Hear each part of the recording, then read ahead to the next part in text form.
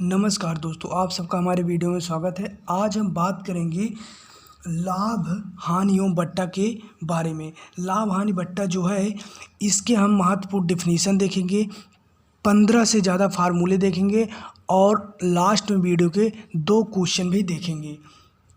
तो वीडियो अगर अंत तक देखेंगे तो बहुत मज़ा आएगा। तो आइए देखते हैं। पहले हम फार्मूले को देखने से पहले हम कुछ डिफिनीसन के बारे में देख लेते हैं। लाभ हानि से जो रिलेटेड हैं, बेसिक हैं और इम्पॉर्टेंट भी हैं, और बिना इन्हें जाने हम फार्मूला को नहीं समझ सकते। तो पहले आइए देखते हैं कि ये डिफिनीसन क्या है।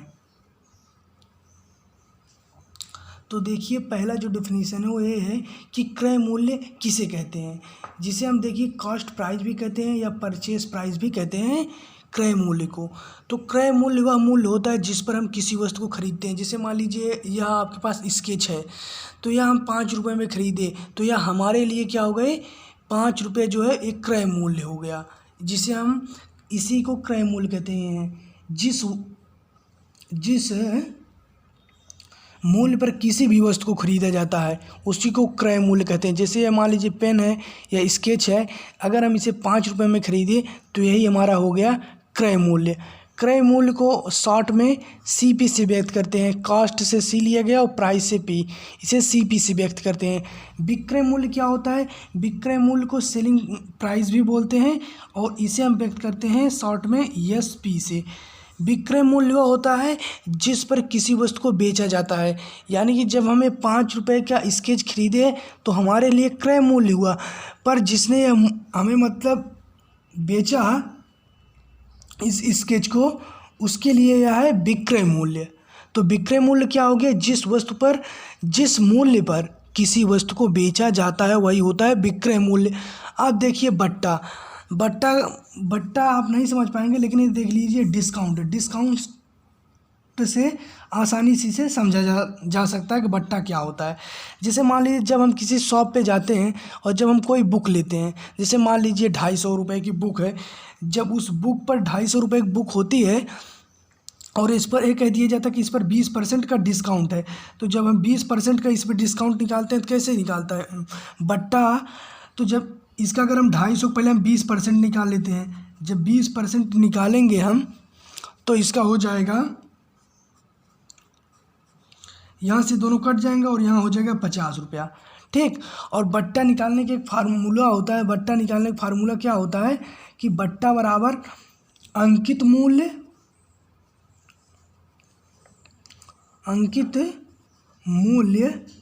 माइनस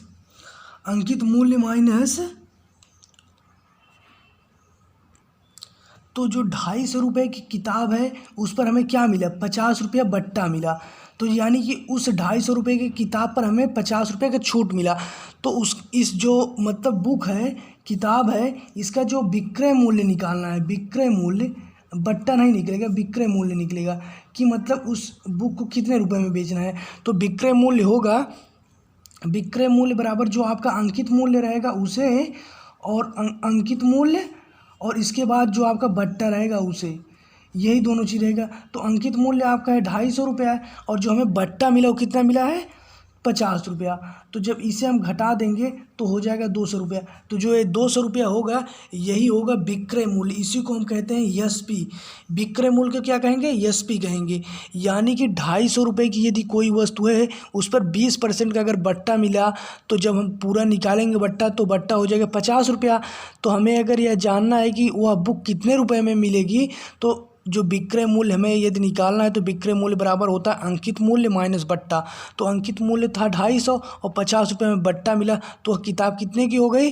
200 रुपये में। इसी प्रकार कोई भी बुक जैसे 500 रुपये में है और उस पर 10% का बट्टा है, 10% डिस्काउंट है, तो हम आसानी के साथ निकाल सकते हैं कि वह बुक हमें कितने रुपये में खरीदनी होगी या कितने रुपये में बेचनी पड़ेगी।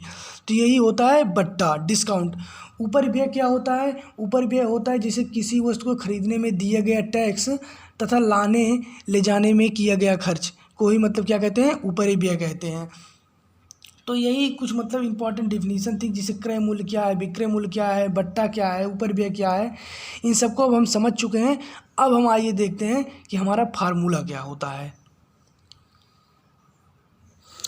तो देखिए पहला फार्मूला है कि लाभ बराबर क्या होता है। जैसे अगर हमें जैसे कोई वस्तु निकाल लिए हैं, उस वस्तु का हमें लाभ निकालना हो कि उस पर लाभ हुआ है कि हानि हुआ है, तो हम कैसे निकाल सकते हैं। तो देखिए जो लाभ है, लाभ में से जैसे मान लीजिए अगर हमें लाभ निकालना है तो हम जितने रुपए में उसे बेचे हैं विक्रय मूल्य और उसे कितने रुपए में खरीदे हैं उसे घटा देंगे। जैसे मान लीजिए अगर हम 5 रुपए में बेचे हैं और 2 रुपए में खरीदे हैं, तो क्या होगा, पहले जिस रुपए में बेचेंगे वह विक्रय मूल्य और इसके बाद माइनस करके क्रय मूल्य, तो वही होगा हमारा लाभ। यानी कि जो बेचेंगे हम ज़्यादा रुपए में पर खरीदेंगे कम, तभी तो हमें लाभ होगा। तो यही होगा लाभ बराबर हानि। बराबर क्या होता है, हानि इसकी विपरीत होगी, क्रय मूल्य अधिक रहेगा और माइनस विक्रय मूल्य, यानी कि खरीदेंगे ज़्यादा रुपए में पर बेचेंगे कम में। यही हो गया क्रय हानि। अब देखिए हम देखते हैं प्रतिशत लाभ अथवा हानि कैसे निकालेंगे। देखिए प्रतिशत लाभ अथवा हानि के लिए मैं बता दूं आपको। देखिए चाहे प्रतिशत लाभ हो अथवा प्रतिशत लाभ हानि, चाहे प्रतिशत लाभ हो या प्रतिशत हानि, ये दोनों जो होते हैं क्रय मूल्य पर ही निकलते हैं। चाहे प्रतिशत लाभ हो, देख सकते हैं यहाँ पे, और प्रतिशत हानि, ये दोनों क्या है, हमेशा क्रय मूल्य पे निकलते हैं, प्रतिशत लाभ अथवा प्रतिशत हानि। तो यही होता है प्रतिशत लाभ। प्रतिशत लाभ बराबर होता है, देखिए इसे कैसे याद कर सकते हैं। चाहे प्रतिशत लाभ होगा वह, जब यहाँ पर देखिए प्रतिशत लाभ हो रहा है तो इक्वल टू में पहले प्रतिशत लाभ, फिर अपान में प्रतिशत लाभ हो रहा है, यहाँ प्रतिशत लाभ हमें ज्ञात करना है। तो जब लाभ की बात कर रहा है तो बराबर में हम लाभ लिखेंगे और अपान में क्रय मूल्य तो लिखना ही है, चाहे प्रतिशत लाभ हो या हानि। तो लाभ बटे क्रय मूल्य और प्रतिशत है तो इसलिए हम 100 का इसमें गुणा कर देंगे। इसी प्रकार प्रतिशत हानि बराबर देखिए क्या होता है, यहाँ पे हानि हो रहा है तो हम इक्वल टू में लिखेंगे हानि और अपान में कर देंगे क्रय मूल्य, और प्रतिशत है इसलिए हम इसमें क्या कर देंगे 100 से गुणा। यानी कि जब प्रतिशत की बात होगा तो 100 से गुणा तो होगा ही। और मैं बताया हूँ कि चाहे प्रतिशत लाभ हो या हानि, इन दोनों को क्रय मूल्य पर ही निकालते हैं, और यदि लाभ होगा तो ऊपर लाभ लिख देंगे और यदि हानि होगा तो ऊपर हानि लिख देंगे। विक्रय मूल्य जैसे मैंने अभी बताया कि जैसे मान लीजिए आप किसी शॉप पे गए हो, कोई बुक दे रहा हो, मतलब 500 रुपये में, 500 रुपये में जब बुक दे रहा हो और कह देगा कि इस पर 10% का डिस्काउंट है, जब 10% का डिस्काउंट है तो वह बुक हमें कितने रुपए में मिलेगी। तो उसके लिए यही फार्मूला होता है कि विक्रय मूल्य बराबर, ये पहला वाला विक्रय मूल्य बराबर, तो विक्रय मूल्य बराबर क्या होता है, विक्रय मूल्य बराबर होता है अंकित मूल्य माइनस बट्टा। यानी कि विक्रय मूल्य बराबर अंकित मूल्य, जैसे उस पर 500 रुपये लिखा है ना, तो 500 रुपया और माइनस बट्टा। अब ये जो 500 रुपये कितना डिस्काउंट मिल रहा है, 10% ना, तो 500 का 10% डिस्काउंट निकालेंगे तो कितना बचेगा, ये कट जाएगा, इसके बाद इधर आएगा 50, तो इसका मतलब इसका जो प्राइस हो जाएगा वो 450 रुपया। तो मतलब आप विक्रय मूल्य कैसे निकाला जाता है कि मतलब यदि किसी वस्तु पर हमें डिस्काउंट मिल रहा है यानी कि बट्टा मिल रहा है तो उसका विक्रय मूल्य हम कैसे निकालेंगे, इसी फार्मूले की सहायता से हम विक्रय मूल्य निकालते हैं। दूसरा होता है विक्रय मूल्य बराबर क्रय मूल्य ब्रैकेट में 100 प्लस लाभ बटे 100, 100 प्लस लाभ जो रहता है वो प्रतिशत में होगा और पूरे का बटे हो जाएगा 100। एक कब होता है, जब जैसे किसी वस्तु पर हमें लाभ हुआ है और उसका विक्रय मूल्य निकालना है, उस स्थिति में यह फार्मूला लगेगा। दूसरी स्थिति है जिसे पे मान लीजिए विक्रय मूल्य हमें जिसे निकालना है लेकिन उस स्थिति में वहाँ पर नुकसान हुआ, हानि हुई है, तो विक्रय मूल्य बराबर यहाँ हानि हो रहा है तो 100 माइनस किस लिए, क्योंकि हानि हो रहा है और प्रतिशत है, इसके बाद पूरे का 500 हो जाएगा। इसी से निकल जाएगा हमारा विक्रय मूल्य कब, जब हानि होता है। अब देखिए इसी प्रकार आप निकाल सकते हैं क्या, इसी प्रकार आप क्रय मूल्य के लिए निकाल सकते हैं। क्रय मूल्य में क्या होगा कि क्रय मूल्य बराबर होगा जैसे देखिए इसमें देखिए विक्रय मूल्य बराबर क्या था, विक्रय मूल्य बराबर था क्रय मूल्य, ठीक उसी प्रकार क्रय मूल्य बराबर होगा विक्रय मूल्य गुणे 100/100 प्लस प्रतिशत लाभ। यानी कि क्रय मूल्य जब हमें निकालना होगा किसी वस्तु को कितने रुपए में हम खरीदेंगे तो विक्रय मूल्य गुणे 100/100 प्लस प्रतिशत लाभ, यही होगा। अब जैसे मान लीजिए किसी वस्तु का अंकित मूल्य निकालना है कि उस वस्तु का अंकित मूल्य कितना होगा, तो अंकित मूल्य बराबर आप लिख सकते हैं कि विक्रय मूल्य गुणे 100/100 प्लस आर। आर जो है बिक्री दर है, जो ये आर है बिक्री दर। तो इसकी सहायता से आप क्रय मूल्य, अंकित मूल्य निकाल लेंगे। अंकित मूल्य निकालने के बाद जैसे भी मान लीजिए किसी वस्तु पर जैसे बिक्री कर सहित मूल्य अगर हमें निकालना हो, यह बहुत इंपॉर्टेंट फार्मूला है। मतलब कौन कौन, अंकित मूल्य वाला यह भी इम्पोर्टेंट है, बिक्री वाला यह भी इम्पोर्टेंट है। तो ये दोनों बहुत इंपॉर्टेंट। इसके अभी यहाँ से जो शुरू होंगे, अब से जितने फार्मूले हैं वो सभी इंपॉर्टेंट है। तो अंकित मूल्य कैसे निकालेंगे कि SP गुणे 100/100 प्लस आर अंकित मूल्य होगा। अब बिक्री कर सहित मूल्य कैसे निकालेंगे, बिक्री कर सहित मूल्य अगर हमें निकालना है तो जो क्रय मूल्य रहेगा उसे क्रय मूल्य प्लस क्रय मूल्य गुणे बिक्री दर पूरे का बटा 100 हो जाएगा। यानी कि बिक्री कर सहित मूल्य अगर हमें निकालना है तो बराबर में करके पहले क्रय मूल्य लिखेंगे, उसे जोड़े प्लस क्रय मूल्य गुणे बिक्री दर और पूरे का अपान 100 कर देंगे। ठीक। अब जैसे मान लीजिए अगर कोई ये कहे कि x तथा y का समतुल्य बट्टा निकालिए, किस, देखिए क्वेश्चन इस प्रकार से रहेगा। देखिए जो आपका एक मतलब क्वेश्चन है कि x तथा y का समतुल्य बट्टा ज्ञात करना है, तो उसके लिए देखिए इस प्रकार का क्वेश्चन एकदम रहेगा। जैसे यहाँ पर क्या कह रहा है, यहाँ पे ये कह रहा है कि जैसे यह 10% और 25% के दो क्रमागत बट्टों का एक समतुल्य बट्टा ज्ञात कीजिए। यानी यहाँ पर क्या कह रहा है कि जैसे जो 10% और 25% इन दोनों के लिए समतुल्य बट्टा क्या होगा। तो कोई भी प्रश्न हो कहीं का भी, यानी कि जब समतुल्य बट्टे की बात होगी तो उसके लिए यही फार्मूला लगेगा आपका। तो जब x तथा y के समतुल्य बट्टे की बात होगी तो x प्लस वाई हो जाएगा और माइनस x इंटू वाई पूरे का अपान 100 और प्रतिशत लग ही जाएगा निशान, क्योंकि जो प्रश्न में दिया रहेगा वो प्रतिशत में ही दिया रहेगा। तो x plus Y minus x into Y upon 100। ठीक। अब दूसरा हो जाएगा, देखिए ये इतने इंपॉर्टेंट फार्मूले हैं, यानी अंकित मूल्य, बिक्री कर सहित मूल्य, साथ ही वास्तविक मूल्य। वीडियो अंत तक जरूर देखिए, क्योंकि अभी अंत में मैं 2 न्यूमेरिकल बताऊंगा तो आपको और अच्छे से समझ में आएगा। देखिए अंकित वास्तविक मूल्य अगर हमें ज्ञात करना हो किसी भी वस्तु का वास्तविक मूल्य क्या होता है, तो वास्तविक मूल्य हम कैसे ज्ञात कर सकते हैं। वास्तविक मूल्य, जिसे वास्तविक मूल्य बराबर क्या लिख सकते हैं, वास्तविक मूल्य बराबर होता है बिक्री कर सहित मूल्य। वास्तविक मूल्य बराबर होगा बिक्री कर सहित मूल्य।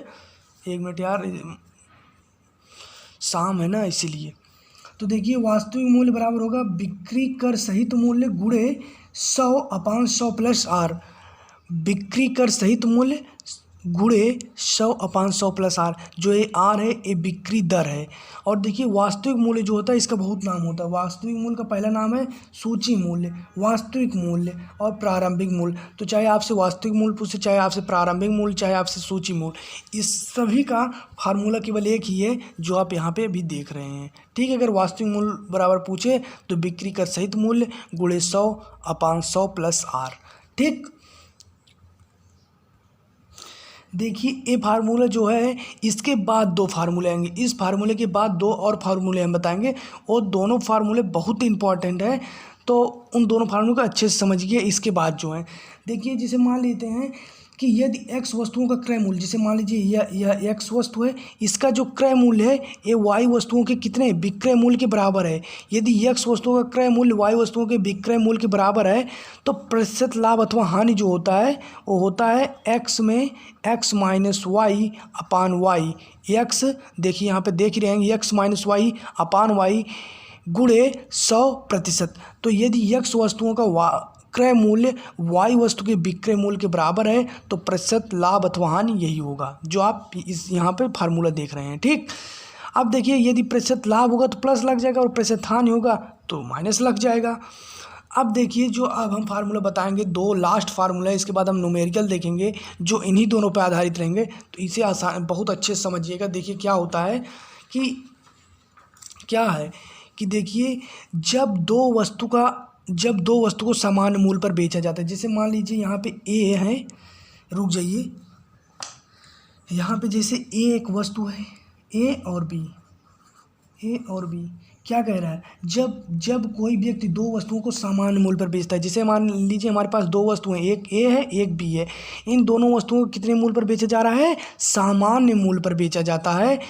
और जब इन दोनों को सामान्य मूल्य पर बेचा जाता है तो एक पर x% क्या होता है, एक पर x% लाभ होता है और दूसरे पर x% की हानि होती है। x% लाभ होता है और एक पर x% की हानि होती है। तो एक पर ये पर जैसे मान लीजिए x% लाभ हुआ तो दूसरे पर क्या हुआ, x% हानि। तो इसमें जो हमेशा जो होगा वो हानि ही होगा। इस स्थिति में अगर यदि दो वस्तु है और मान लीजिए दो वस्तु है, जैसे एक पर x% लाभ हुआ दूसरे पे x% हानि, तो जो कुल लाभ अथवा हानि होगा अगर उसकी बात होगी तो वह हमेशा हानि होगा। और उसके लिए फार्मूला है कि x²/100%। यही फार्मूला है। यानी दो वस्तु हैं कोई, अभी हम न्यूमेरिकल द्वारा समझेंगे इसे। यदि दो वस्तु हैं, एक पर x% लाभ हुआ और दूसरे पर x% हानि, तो क्या होगा, हमेशा हानि होगा और वह हानि यही होगा x²/100%। और एक चीज़ यहाँ पे ध्यान दीजिए, नोटिस कर लीजिए कि यहाँ पे जो है बेचने की बात हो रही है और सामान्य मूल्य पर। ठीक, अब देखिए हम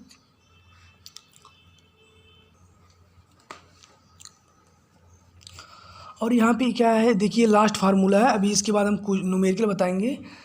तो देखिए यदि कोई व्यक्ति x रुपये में दो वस्तुओं को सामान्य मूल्य पर बेचता है, यहाँ पर क्या है कि x रुपये में जैसे x रुपया है और x रुपये में दो वस्तु को सामान्य मूल्य पर बेचता है, यानी कि यहाँ पे एक वस्तु A है और एक वस्तु B है।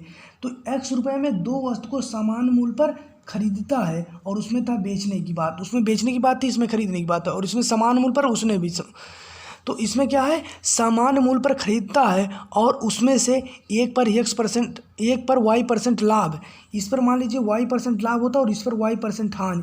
तो जो इसमें कुल लाभ अथवा हानि होगा वह शून्य होगा, शून्य होगा। क्यों होगा, क्योंकि अभी हम इसे न्यूमेरिकल के द्वारा समझेंगे। तो आइए हम न्यूमेरिकल देखते हैं। यहाँ पे देखिए हम क्वेश्चन पे आ गए हैं कि जैसे क्या है क्वेश्चन, पहले आप ध्यान से पढ़िए, इसके बाद आप इन्हीं दोनों फार्मूले को अप्लाई करिएगा, आपको पता लग जाएगा कहाँ पे कौन से फार्मूले का अप्लाई करना है। देखिए कि कोई व्यक्ति 2000 में दो वस्तु को सामान्य मूल्य पर खरीदता है। जैसे देखिए कि 2000 रुपया उसके पास है और 2000 में दो वस्तु को खरीदता है। अगर मैं आपसे कहूं कि 2000 में कोई व्यक्ति दो वस्तु खरीदता है और वो भी दोनों को समान मूल्य पे, तो आप क्या कहेंगे, उसके लिए केवल एक ही कंडीशन है कि 2000 में दो वस्तु तो बहुत मूल्य पे खरीदता है, लेकिन जब समान मूल्य की बात करेगा तो इसका मतलब यह है कि एक वस्तु को 1000 में और दूसरे को भी 1000 में, तो यही इसका हो गया सामान्य मूल्य। ठीक, तो यहाँ पर 2000 में दो वस्तु को सामान्य मूल्य पर खरीदता है। तो जब खरीदने की बात होगी उसके लिए देखिए सामान्य मूल्य पर खरीदता है। अब यदि इस पर एक पर 20% की हानि हो रही है, एक पे उसे 20% की हानि और दूसरे पर 20% का लाभ, तो 1000 पर यदि 20% की हानि होगी तो क्या हो जाएगा, तो जो इससे यहाँ लाभ मिलेगा 20% का और वो यहाँ जाके हानि के बराबर हो जाएगा। तो जो टोटल लाभ अथवा हानि हो जाएगा वो आपका जीरो हो जाएगा। कैसे हो जाएगा, जैसे मान लीजिए भी हम 1000 का 20% निकाल ले रहे हैं, 20% जब निकाले तो यहाँ पे देखिए कट गया और यहाँ पे बचा 200। ठीक, यहाँ पे बचा 200 और जब इसका लाभ निकालेंगे तो 200 भी लाभ आएगा। तो यहाँ पर जो हानि आया है वो माइनस में और जो लाभ आएगा वो प्लस में। तो जब 200 प्लस और 200 माइनस जोड़ेंगे तो क्या हो जाएगा, जीरो। तो इस प्रकार के फार्मूले में जीरो आंसर आता है। इसे कैसे आप पहचान सकते हैं, तो देखिए यहाँ पर क्या कह रहा है कि सामान्य मूल्य पर खरीदता है। अगर सामान्य मूल्य पर खरीदेगा तो उस स्थिति में जो लाभ अथवा हानि होगी वह जीरो होगा। ठीक है, अब देखिए क्वेश्चन नंबर 20 क्या है, इसमें क्या कह रहा है, इसमें क्या है, यदि कोई व्यक्ति दो घोड़े को 600 रुपये में बेचता है। जैसे मान लीजिए कोई व्यक्ति है देखिए दो घोड़े को 600 रुपये में, यानी कि 600 रुपये में कितना, दो घोड़े को बेचता है। एक को मान लीजिए ए और एक को मान लीजिए बी, लेकिन एक को ए मान लीजिए एक को बी, 600 रुपये में दो घोड़े को बेचता है, लेकिन यह नहीं कह रहा है कितने रुपए में बेचता है। हो सकता है पहली कंडीशन यहाँ पे कि एक को 400 में बेचे, एक को 200 में बेचे, हो सकता है कि एक को 500 में बेचे, एक को 100 में। इस तरीके से बहुत कंडीशन हो सकती है इसमें। तो हो सकता है अगर 500 रुपये में बेचे, अगर एक पर इसे 20% का लाभ होगा, एक पर 20% की हानि, तो इसका जो प्रतिशत लाभ अथवा हानि होगा वो x²/100 होगा। क्यों, क्योंकि अगर हम 500 का अगर 500 का हम 20% निकालेंगे तो 500 का 20% हम निकालेंगे जब, तो हमें आएगा 100। 500 का जब 20% निकालेंगे 100 रुपये मिलेगा, और जब 100 रुपये का 20% निकालेंगे तो हमें 20 मिलेगा। तो इसमें जो प्रतिशत लाभ अथवा हानि होगी वो अलग अलग होगा। क्यों होगा? क्योंकि इनका जो क्रय मूल्य है यहाँ पे 500 तो यहाँ 100, इनका क्रय मूल्य अलग अलग है। और अगर पिछले क्वेश्चन वहाँ पर क्रय मूल्य समान था, यानी कि 1,000 रुपया। तो यहाँ पर देखिए यही समझ सकते हैं कि जो इस प्रकार का क्वेश्चन रहेगा उसमें खरीदता है जब तो 0 होगा, और जब बेचता है तो उसमें x² वाला फार्मूला लगेगा। तो यही सब थे फार्मूले। हम इसमें थ्योरी भी देख लिए, फार्मूला भी देख लिया, और कुछ क्वेश्चन के द्वारा हम अपने जो फार्मूले थे उन्हें हमने समझ लिए। यदि वीडियो आपको अच्छा लगा हो तो लाइक करें, सब्सक्राइब करें चैनल को, और इसी तरीके की वीडियो पाने के लिए अगर आपको किसी अन्य टॉपिक पर चाहिए तो कमेंट करके ज़रूर बताएं। मिलते हैं नेक्स्ट वीडियो में, तब तक के लिए जय हिंद।